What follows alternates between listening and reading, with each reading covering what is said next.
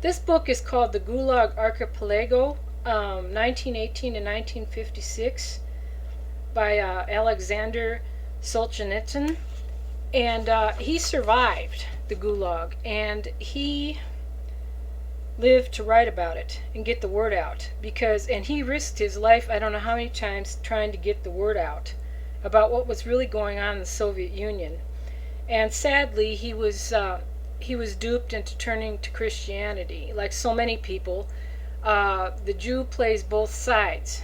They pretend enemies, both opposing sides, and it claimed to be enemies of each other, and it's actually the Jews controlling the same program.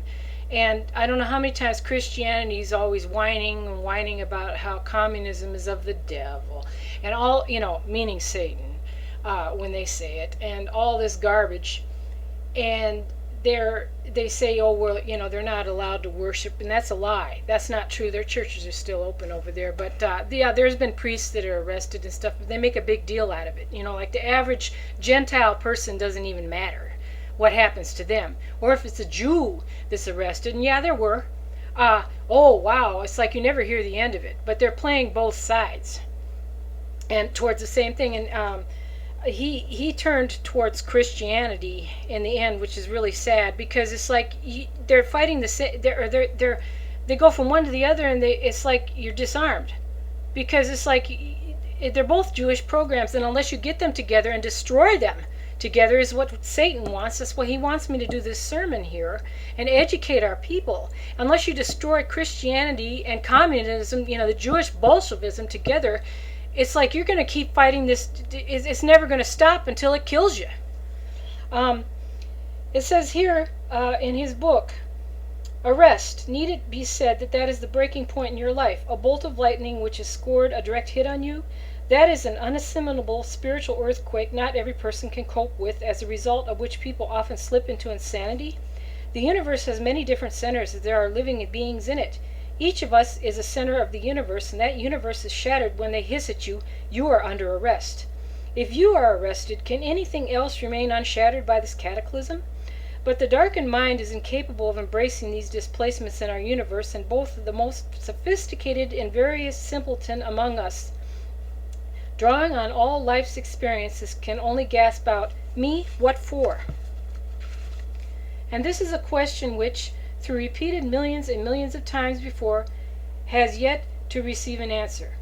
Arrest is an instantaneous shattering thrust, expulsion, somersault from one state into another.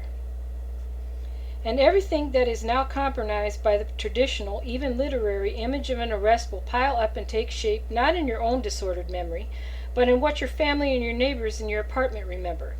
The sharp nighttime ring or rude knock at the door, the insolent entrance of the unwiped jackboots of the unsleeping state security operatives, the NKVD. Okay, that was the predecessor of the Jewish KGB. And they used these same tactics in the Christian Inquisition. You were guilty no matter what, and they even prosecuted your descendants. It's like you had no rights whatsoever. The frightened and cowed civilian witness at their backs. And what function does this civilian witness serve? The victim doesn't even dare think about it, and the operatives don't remember, but that's what the regulations call for, and so he has to sit there all night long and sign in the morning. For the witness, jerked from his bed, it is torture too, to go out night after night to help arrest his own neighbors and acquaintances.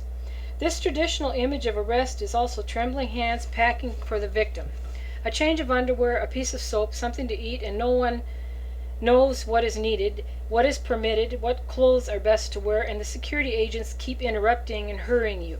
You don't need anything. They'll feed you there. It's warm there. It's all lies. They keep hurrying you to frighten you. The traditional image of arrest is also what happens afterward when the poor victim has been taken away. It is an alien, brutal, and crushing force totally dominating the apartment for hours on end. A breaking, ripping open, pulling from the walls, emptying things out from wardrobes and desks onto the floor, shaking, dumping out, and ripping apart, piling up mountains of litter on the floor, and the crunch of things being trampled beneath jackboots. And nothing is sacred in a search.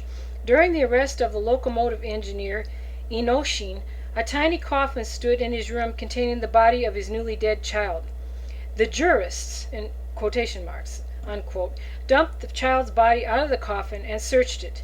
They shake sick people out of their sick beds, and they unwind bandages to search beneath them. For those left behind after the arrest, there is a long tail end of a wrecked and devastated life, and the attempts to go and deliver food parcels. But from all the windows the answer comes in barking voices. Nobody here by that name. Never heard of him. Yes, and in the worst days in Leningrad it took 5 days of standing in crowded lines just to get to that window. And it may be only after half a year or year that the arrested person responds at all. Or else the answer is tossed out, deprived of the right to correspond. And that means once and for all, no right to correspondence. And that almost for certain means has been shot. Now, getting back, I'm interrupting here from the book. I'm reading excerpts. These people were taken to the main Soviet prison in Moscow. Most of them, that were Muscovites. To the Lubyanka. That was where they were held. And there was no heat in any of the cells. And we're talking Russian winters here. We're not talking like, Midwestern United States or moderate climate of Europe. I'm talking the most brutal cold you can imagine. I know because I'm from the northern United States, and I know how cold it can get. And these people weren't even given any heat in their cells, and they were just like with the Inquisition. And the Pravda newspaper, which is the main communist newspaper, it's very common in the Soviet Union, stated, I have a quote, and if you look up the real Holocaust.com, and it's also on Exposing Christianity, I put on several articles there, that Christianity is the mother of Bolshevism. And the same exact torture tactics, only a little bit more variation here, same procedure, happened in the Christian Inquisition. Now, getting back to reading this, what they did when they took the prisoner there is they forced them into a confession of something. Just ludicrous crap that they didn't. They just an innocent person that they picked up, busted down the door of their home, whatever, made them sign a confession, beat them and tortured them, starved them, froze them. Put them in the most bug-infested boxes. Just extreme torture until the person broke down and confessed or died. A lot of them died. It says, let us try to list some of the simplest methods which break the will and the character of the prisoner without leaving marks on his body. Let us begin with the psychological methods. These methods have been enormous and even annihilating impact on rabbits. I know he's being slang, but meaning innocents, who have never been prepared for prison suffering. And it isn't even easy for a person who holds the strongest convictions. 1. First of all, night. Why is it all the main work of breaking down human souls went on at night? Why from the very earliest years did the organs select the night? The organs he's using another word here, it means the system, the Soviet system, the organs. Because at night the prisoner is torn from sleep, and even though he has not yet been tortured by sleeplessness, lacks his normal daytime equanimity and common sense. He is most vulnerable.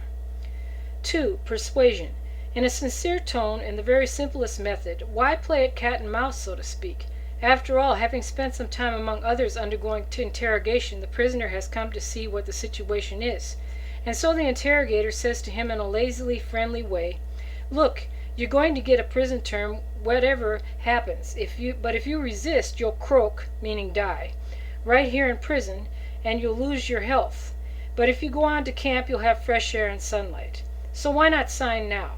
Very logical. And for those who agree and sign and are smart, if the matter concerns only themselves. But that's rarely so. A struggle is inevitable. And I also want to interject something here.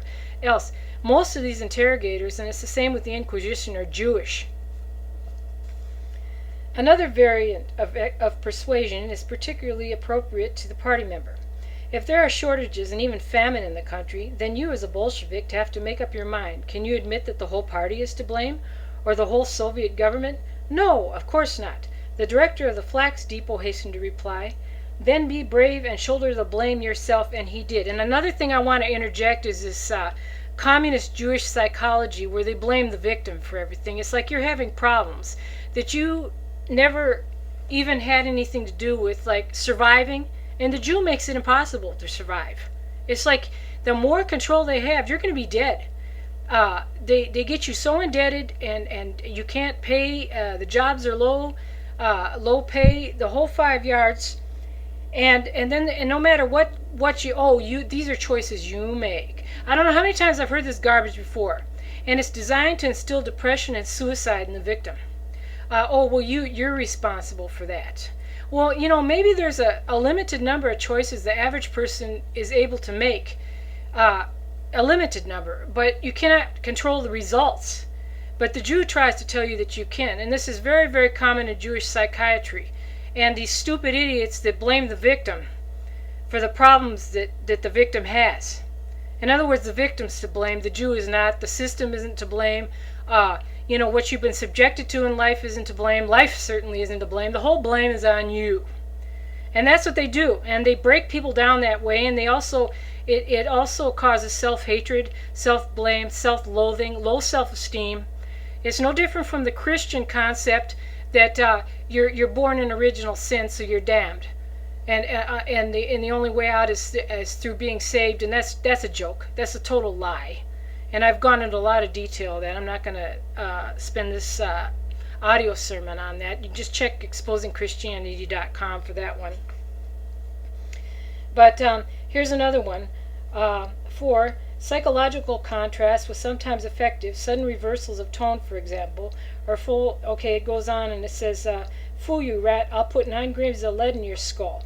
And he would advance on the accused, clutching his hands outstretched as if to grab by the hair, fingernails like needles. This worked very, very well with women prisoners. And they would get family members to sign confessions against, like, their brother, their sister, their mother, their father, other relatives. And this is no different from the Judeo-Christian Bible when that Nazarene, which is a fictitious entity, that Jesus the Christ, for those of you, I call it the Nazarene because you spit on the damn thing, says, "I will turn family members against family members, brother against brother, sister against sister, father against son, daughter against mother, etc. Members of his own household will be enemies against him." And it's in the New Testament. And this is no different what they do in the communism. I'm going to be wrapping this up here, and I'm going to start on another sermon here because this is getting to be too long. It's already 25 minutes. I'm ending this right now because it's 25 minutes long. You can go to sermon 2, and I'll take up from there. I don't want to have these sermons too long. Hail Satan.